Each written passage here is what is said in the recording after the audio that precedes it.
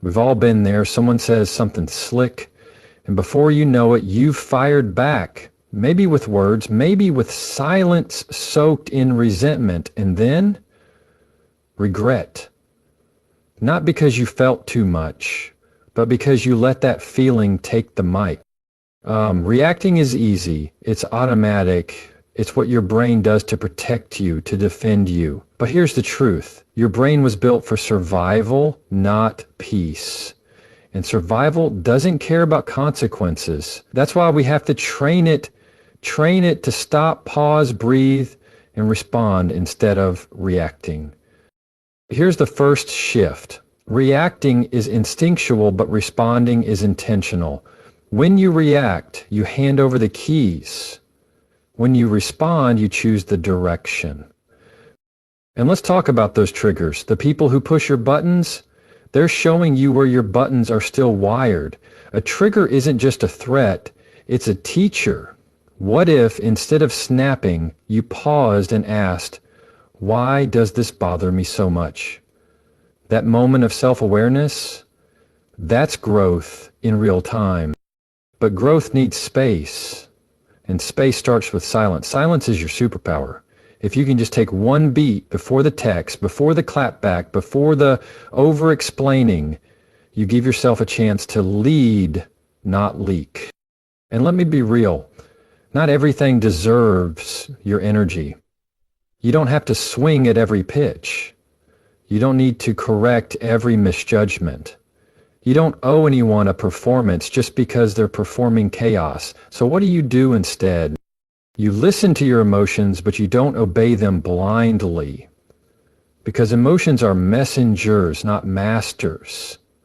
Anger says something feels unfair. Anxiety says I'm scared.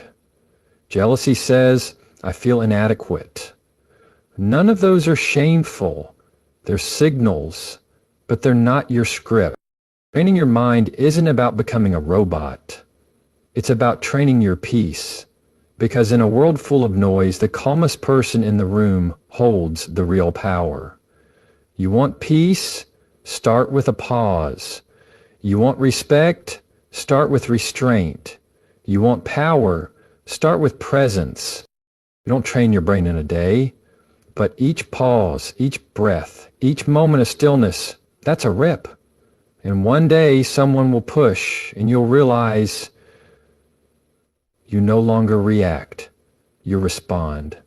And that's when you know you've trained for this. Reacting is fast, it's raw, it's emotional. It's your brain's way of saying, act now, fix it, defend it, protect it. It feels like survival because in many ways it is. From a biological perspective, reacting kept our ancestors alive. Fight, flight, freeze. Those instincts are still wired in us today. But in the modern world, most of the threats we face aren't lions or life or meth scenarios. They're texts, words, looks, misunderstandings. And when we let those small things hijack our nervous system, we lose our footing. And with it, we lose our peace.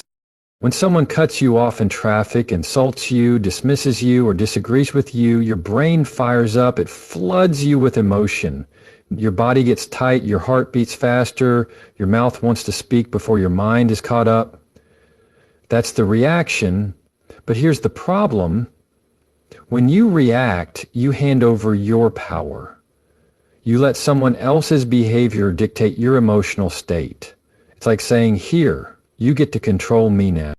Responding, on the other hand, is a choice.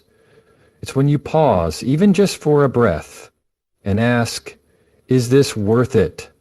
What's the outcome I want here? Will this matter tomorrow? In that pause, you reclaim yourself. You take control back from the moment and give it to your values. That pause, that's power. Response doesn't mean weakness.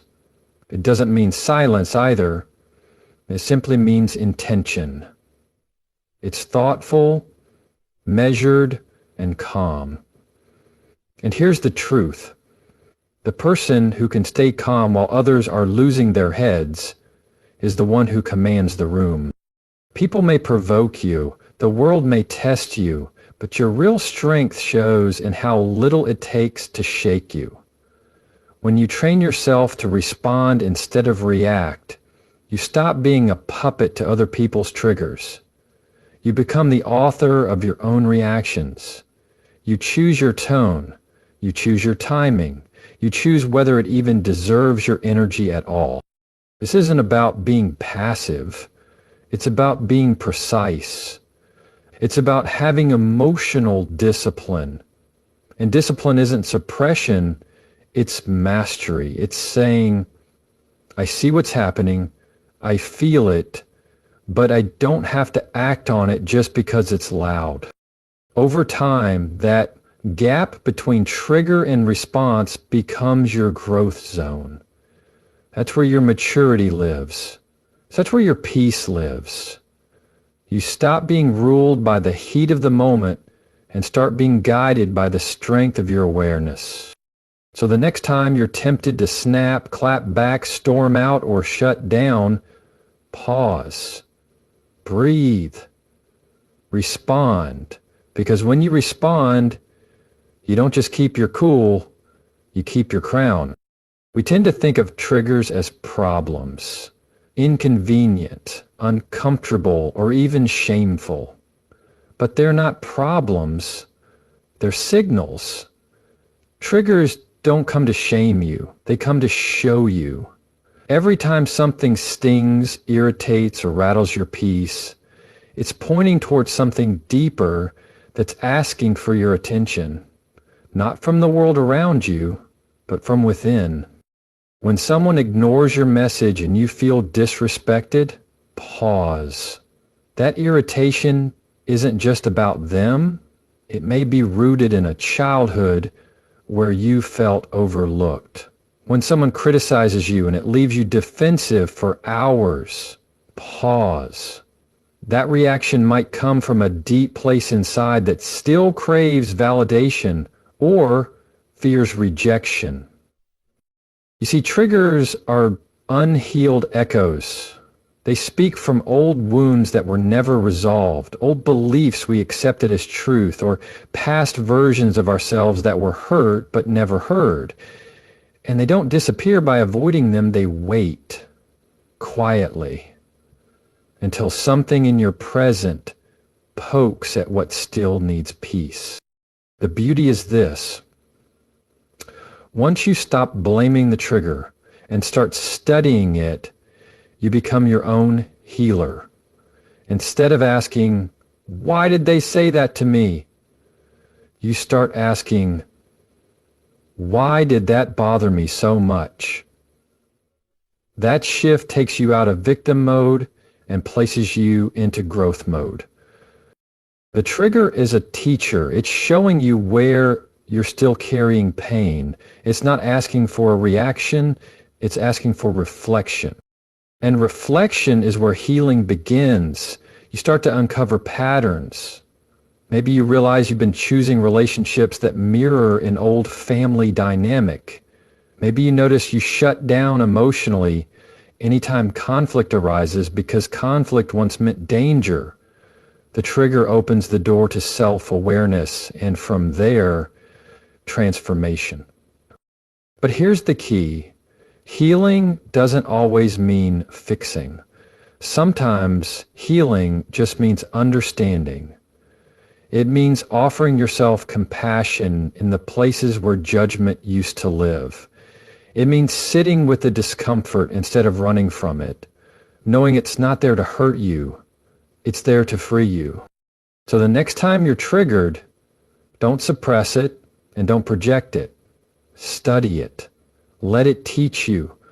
Let it point you back to a version of you that still needs to be seen, heard, or soothed. Because the moment you stop fearing your triggers and start learning from them is the moment they lose their power over you.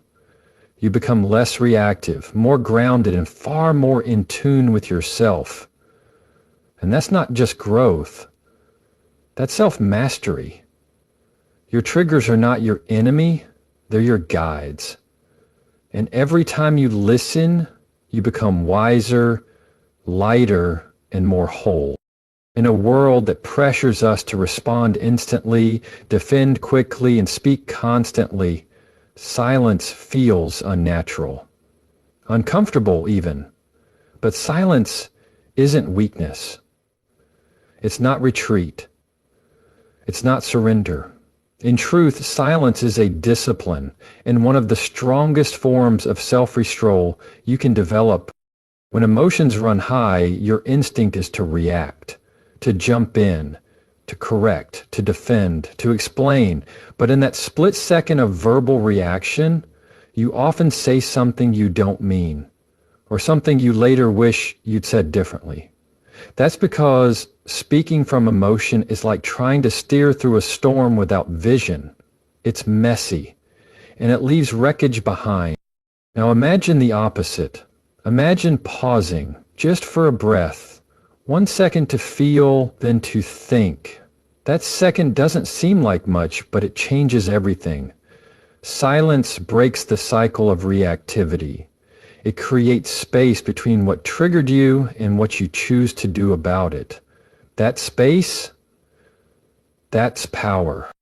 When you hold your silence, you are not doing nothing. You are doing the most important thing. You're choosing your next move with intention. You're shifting from reaction to response, from emotion to wisdom, from impulse to clarity. And here's the truth most people miss. Silence makes people uncomfortable not because it's empty, but because it's full of tension, awareness, control. Silence forces reflection, not only for you, but for the other person too. It slows